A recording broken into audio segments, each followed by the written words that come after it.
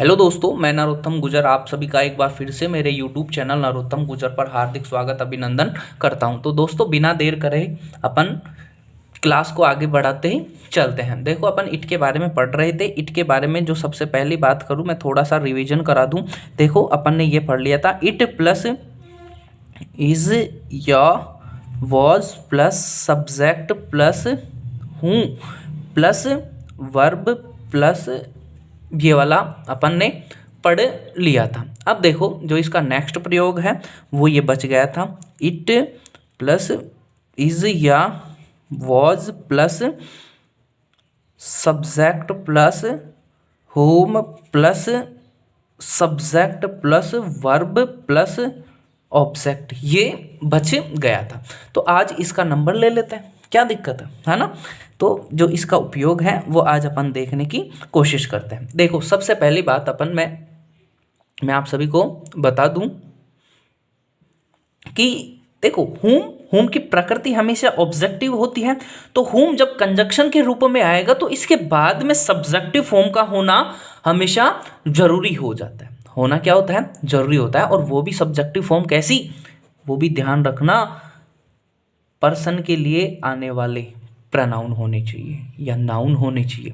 यानी कि व्यक्ति के लिए अपन हुम का प्रयोग करते हैं। जब भी आप किसी सेंटेंस में सब्जेक्ट देख लो, सब्जेक्ट के रूप में पर्सन देख लो, व्यक्ति देख लो, व्यक्ति का नाम देख लो, जैसे ही, she, it, you, we, it, sorry नहीं, इट नहीं देखना, इट तो थिंग के लिए आता है। इट के अलावा कोई भी प्रोनाउन आप देख लो तो उससे पहले आप आंख बंद करके क्या कर सकते हो? होम का प्रयोग कर सकते हो। जैसे सब, अब अपन सबसे पहले इसके एग्जाम्पल्स पे आ जाते हैं डायरेक्ट ही। देखो, इट इज, अब आप ही बताने की कोशिश करना। देखो, मैं नहीं बताऊंगा क्योंकि मैंने आपको इतना समर्थ बना दिया है कि आप क्या कर सकते हो, इन ब्लैंक्स में एरर ढूंढ सकते हो और ब्लैंक्स को भी भर सकते हो। तो देखो, यहाँ पर क्या आएगा? हूँ आएगा या हुम आएगा, फिर इसके बाद में यू दे रखा है आपको, यू टीच इंग्लिश। देखो, कोशिश करना, बहुत शिद्दत से पूरा दिमाग लगाकर इसको भरने की कोशिश करना। देखो, इट इज, फिर अपन बात कर लें शी या हर की, फिर अपन बात कर लें हूँ या होम की, फिर अपन बात करते हैं हूँ या होम आना चाहिए, ब्रैकेट के अंदर दे रखा है, आप इन ब्लैंक्स को भरने की कोशिश करोगे। फिर यहाँ पर दे रखा है, हूँ दे रखा है और हेल्प दे रखा है। फिर अपन बात कर लेते हैं next sentence, it is you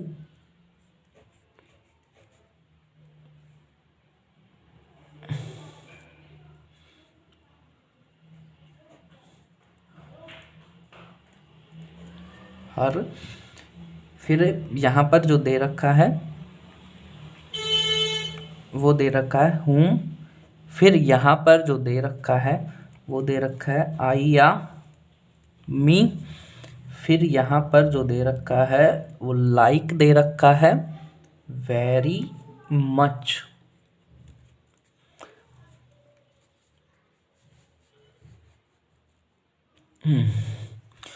अब देखने की कोशिश करना, इट वॉज रोहन, यहाँ पर ब्लैंक्स दे रखा है, ब्लैंक्स में आपको हु या हूम में से भरना है। फिर अपन बात कर लें द टीचर, फिर यहाँ पर बात कर लेते हैं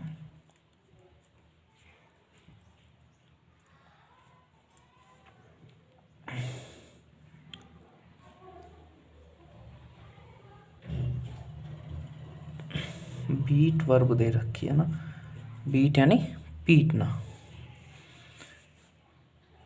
ब्लैक एंड ब्लू। फिर अपन बात करते हैं,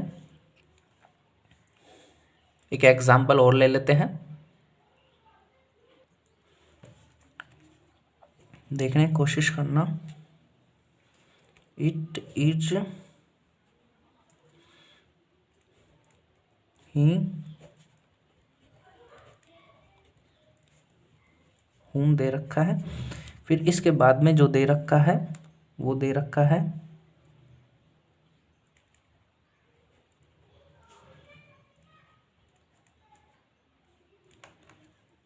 बुक। अब यहाँ पर भरने की कोशिश करना। देखो मैं आप सभी को, हाँ, अब भरने की इसको कोशिश करना। अब देखो सबसे पहले मैं आ जाता हूँ, मैं ये सोचता हूँ कि आप सभी ने जो ऊपर फॉर्मेट लिख रहा है, जो कल की क्लास थी, अगर आपने अच्छी से देखी है तो इसको भर पाने में आप समर्थ हो पा रहे होंगे। देखने की कोशिश करना। अब मैं पहले एग्जाम्पल को लेता हूँ, आपका टाइम और हो चुका है।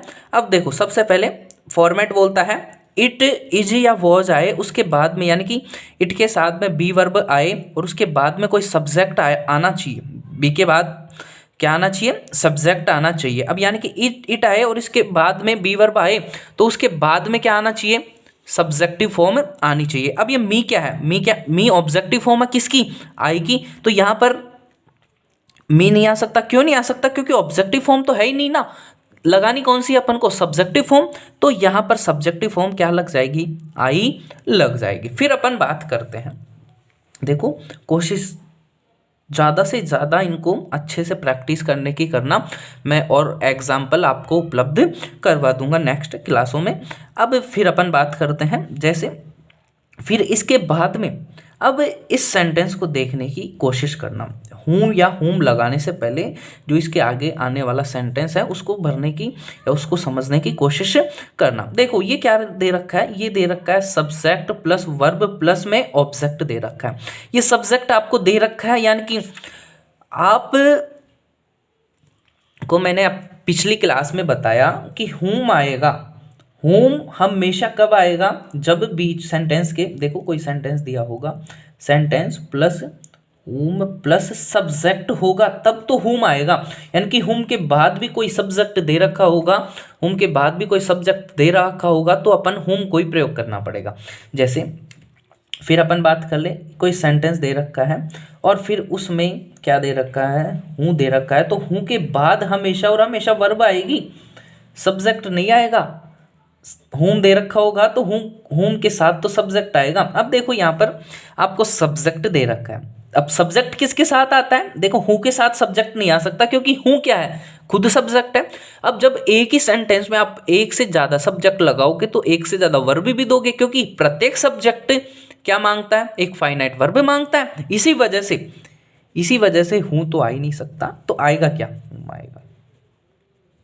फिर नेक्स्ट सेंटेंस देखने की कोशिश करते हैं। अब इस एग्जाम्पल के तौर पर मैंने पहला कर दिया, आप करने की कोशिश करना। देखो फिर इसके बाद में अपन बात करें इट इज, वही बात, इट के बाद में बी वर्ब आ रहा है तो बी वर्ब आएगा तो सब्जेक्ट कॉम्प्लीमेंट लेगा और सब्जेक्ट कॉम्प्लीमेंट के रूप में सब्जेक्टिव फॉर्म ही लेगा। अब देखो समझने की कोशिश करना। ये क्या हो गया? ये हो गया। क्यों हो गया? क्योंकि ये ऑब्जेक्टिव फॉर्म है, ये सब्जेक्टिव फॉर्म है। तो प्रोनाउन टेबल अच्छे से याद करना, उसको बार बार रिविजन करना। देखो फिर वही बात, ये यू क्या है? सब्जेक्टिव फॉर्म में आ रहा है यू, और फिर इसके बाद में हेल्पिंग वर्ब आ रही है। क्या आ रही है? इसकी वर्ब आ रही है, सॉरी हेल्पिंग वर्ब नहीं, हेल्प वर्ब आ रही है। हेल्प वर्ब आ रही है इस वजह से, यानी कि ये सब्जेक्ट प्लस वर्ब आ रही है तो इसके पहले यानी कि हूँ के बाद तो क्या नहीं आना चाहिए? हूँ के बाद तो डायरेक्ट ही क्या आनी चाहिए? वर्ब आनी चाहिए, कोई सब्जेक्ट नहीं आना चाहिए। तो हूँ तो आ ही नहीं सकता।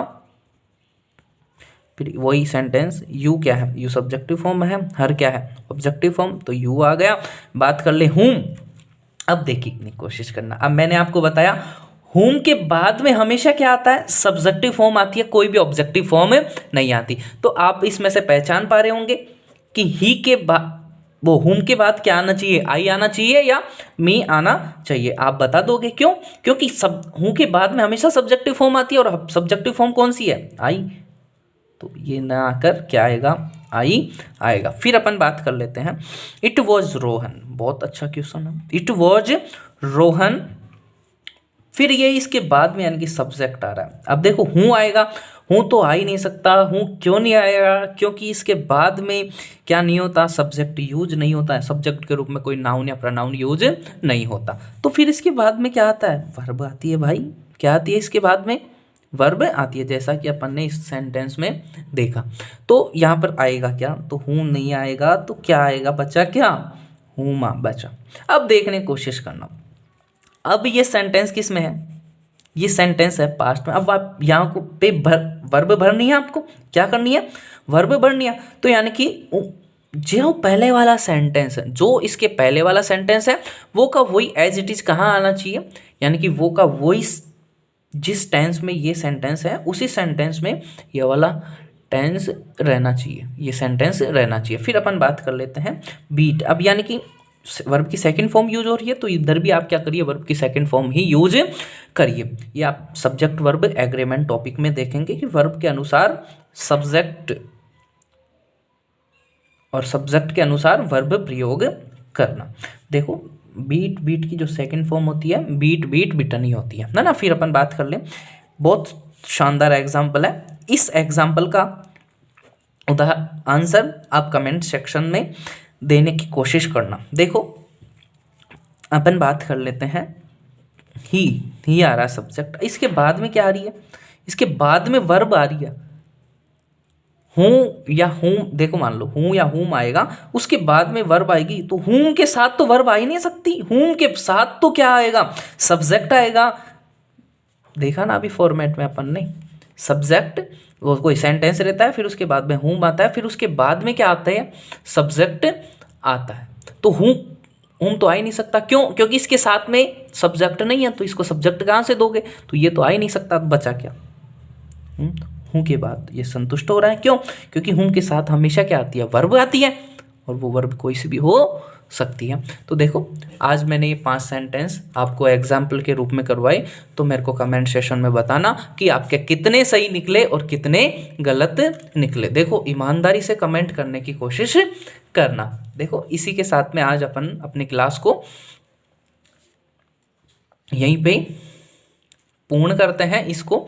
देखो मेरा छोटा सेशन लाने का औचित्य यह है कि बच्चे बड़े सेशन में बोर हो जाते हैं, इसलिए मैं, देखो आप चलते फिरते 10-12 मिनट 15 मिनट निकाल सकते हो इसी वजह से, और अच्छा कंसेप्ट भी मिल रहा है, तो इसी वजह से मैं इस क्लास को लंबा नहीं लेता हूँ। अगर आप कमेंट करोगे तो अगर आप कमेंट करोगे तो इस क्लास का ड्यूरेशन है वो बढ़ा दिया जाएगा। तो बने रहिए अपने चैनल के साथ, और चैनल को ज़्यादा से ज़्यादा शेयर और सब्सक्राइब करवाने की कोशिश करें, ताकि मेरा भी मनोबल बढ़ता रहे। Thank you, bye bye, take care. और कमेंट ज़रूर करना कि आज का वीडियो आपको कैसा लगा।